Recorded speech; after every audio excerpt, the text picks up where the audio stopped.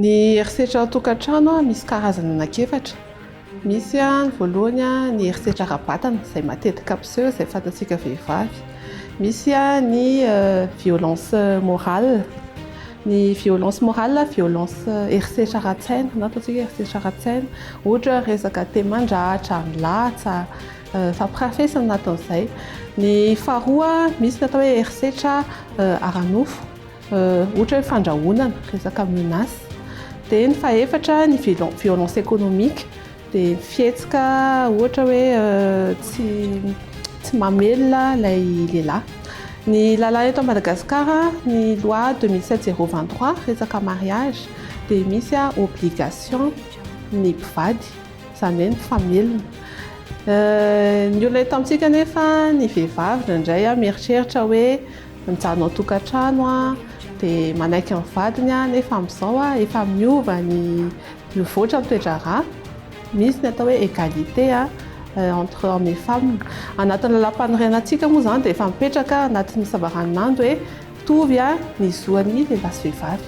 Izany hoe raha ohatra ka hoe misy zava-mitranga, zava-miseho hoe rehefa tsy avela miasa ny vehivavy dia afaka manao fitarainana ny amin'ny fokontany ny vehivavy. Dia misy koa ny atao hoe centre d'écoute, misy ny centre spécialisé eto amintsika efa mipetraka izao, afaka manatona koa, misy ny atao hoe pôle des avocats izay manome torolalana maimaimpoana eny amin'ny fitsarana.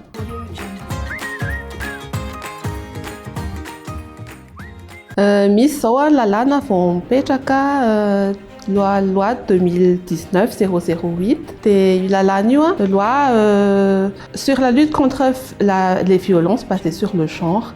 Izany hoe io zany anisan'izay no miaro ny vehivavy resaka violence morale. Azo miandry ny lehilahy manao an'izay violence morale izay dia emprisonnement sy fandoavana lamandy.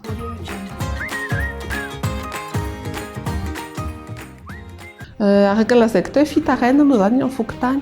Ny atao fokontany moa zany dia mampiantso an'izy mivady hoe misy an'izao situation izao dia alamina izy. Rehefa tsy voalamina eny amin'ny fokontany dia afaka manantona ny centre d'écoute ny ilay vehivavy dia io indray mandamina izy. Rehefa tsy mety moa, rehefa tsy mahita hoe raharaham-pihavanana dia manao fitoriana eny amin'ny fitsarana na eny amin'ny gendarme na eny amin'ny polisy ilay vehivavy.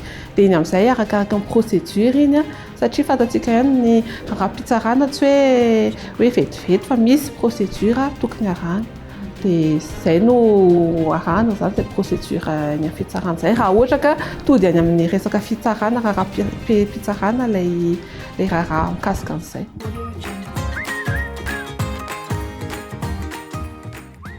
Ny conseil zany dia itsika vehivavy araka ny lazaiko dia efa mitovy zo zao ny lehilahy sy vehivavy. Matetika manko atsika malagasy dia hoe ny vehivavy tokony hijanona ao tokantrano, hikarakara tokantrano, hitaiza zaza, hanao raharaha. Fa tsy izany intsony fa na ny fiainana rehefa sarotra tokony miara-miasa daholo ny olona tsirairay. Dia aza matahotra hoe manao fitarainana, hoe matahotra an'ilay vadinao na hoe matahotra ny fiarahamonina fa mitovy ny zo an-tsirairay. Dia mila sahy isika vehivavy dia manatona ireny efa rafitra napetraka ireny momba ny resaka fitarainana sy ny fitoriana fa na eny amin'ny fitsarana dia efa misy ny mpitsara manokana mandray ireny resaka violence basée sur le genre.